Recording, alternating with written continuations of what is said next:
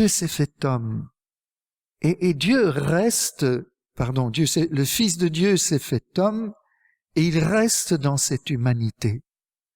Alors c'est un peu le thème de la période que nous traversons. Les 40 jours que Jésus a passés avec ses disciples avant de remonter au ciel, comme on dit, c'est une pédagogie pour que les disciples s'habituent à reconnaître la présence du ressuscité au cœur de leur vie. Et comme je le disais ce matin dans l'homélie, l'ascension, c'est pas Jésus qui monte et dont on voit finalement les pieds disparaître dans un nuage. Jésus ressuscité est toujours au milieu de nous. Ne faites pas mentir le Seigneur, je suis avec vous tous les jours jusqu'à la fin des temps. Donc il est là.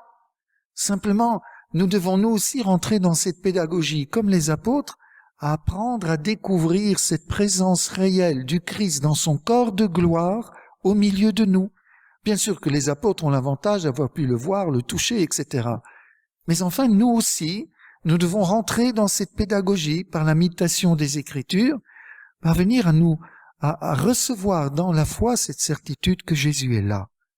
Et j'insiste aussi, ne confondons pas la présence du Christ ressuscité et la présence de l'Esprit Saint. L'Esprit Saint est l'acte d'amour personnel qui unit le Père au Fils, mais vous ne confondez pas bien sûr l'Esprit et le Fils. De même, l'Esprit Saint, l'acte d'amour qui nous unit à Jésus, mais nous ne confondons pas l'Esprit et Jésus.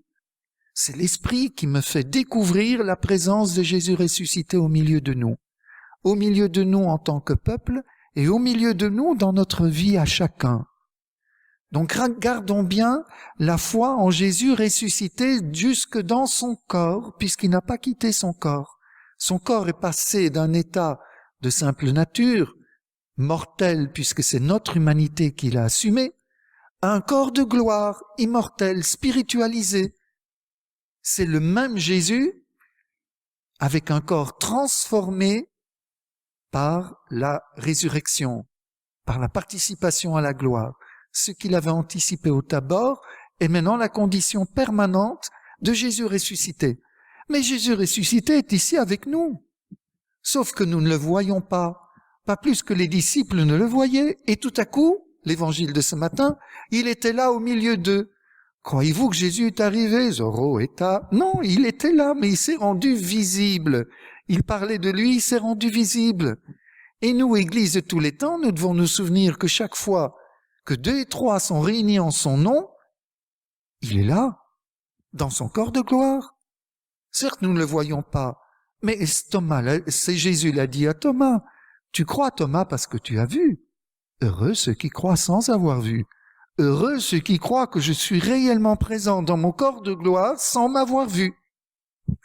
C'est ça notre conversion post-pascale, c'est la conversion à la présence du Christ ressuscité.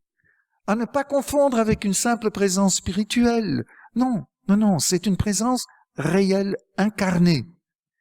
Et là, de là découle toute la logique sacramentelle, où Jésus, dans les sacrements, c'est lui qui agit, c'est lui qui baptise, c'est lui qui confirme, c'est lui qui pardonne. Quand on dit, le prêtre dit « je te pardonne », c'est Jésus ressuscité.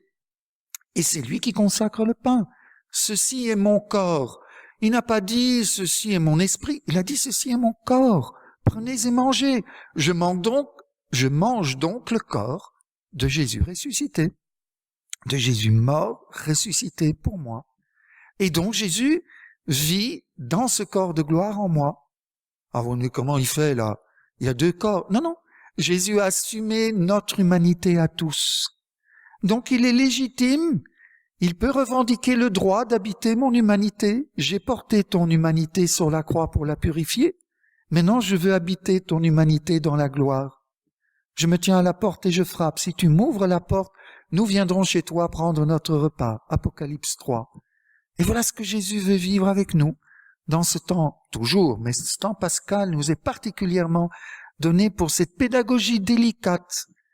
Et je crois qu'une des raisons pour lesquelles il y a une certaine défection du christianisme aujourd'hui, c'est qu'on l'a trop spiritualisé. Vous m'entendez ce que je veux dire? On a perdu la dimension d'incarnation. Et Jésus est un esprit comme le Saint-Esprit et comme le Père et tout ça. Attention, Bien sûr que Dieu est un pur esprit, mais le Fils de Dieu s'est fait homme pour nous entraîner avec lui.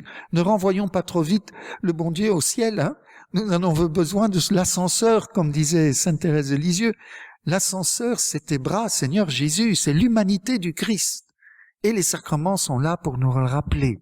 L'objectivité de la présence de Jésus ressuscité au milieu de nous.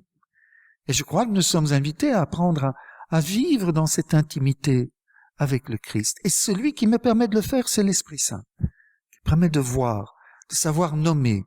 Mais là, Jésus, tu étais présent dans telle rencontre, dans telle protection que j'expérimente, dans tel hasard providentiel. La providence écrite avec un grand P ou avec le J de Jésus caché, quoi. Savoir reconnaître qu'il est là. Alors c'est un bel exercice pour le temps pascalin, discerner les traces de la présence du ressuscité au cœur de nos vies.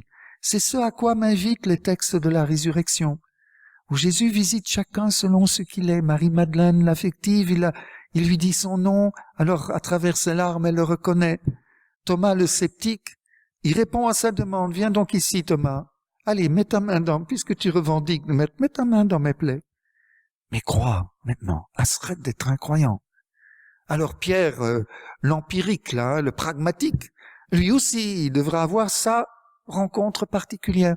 Eh bien, nous sommes tous uniques et tous, nous avons nos rencontres particulières. Jésus ressuscité vient au-devant de chacun de nous, selon les modalités qui conviennent que nous puissions le reconnaître.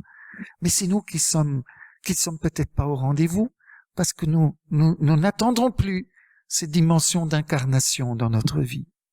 Vous pouvez me contredire, allez-y, hein, mais je crois qu'on perd un petit peu cette notion, et qu'on parle de plus en plus, oui, Dieu, un esprit, voire une énergie, comme j'entends dire parfois, quand on demande le baptême, qui est Dieu pour vous, une énergie, stop, c'est pas faux, hein, notre frère orthodoxe parle des énergies divines, mais c'est pas ça que nous entendons avant tout un Jésus incarné, pour respecter la distinction des trois personnes.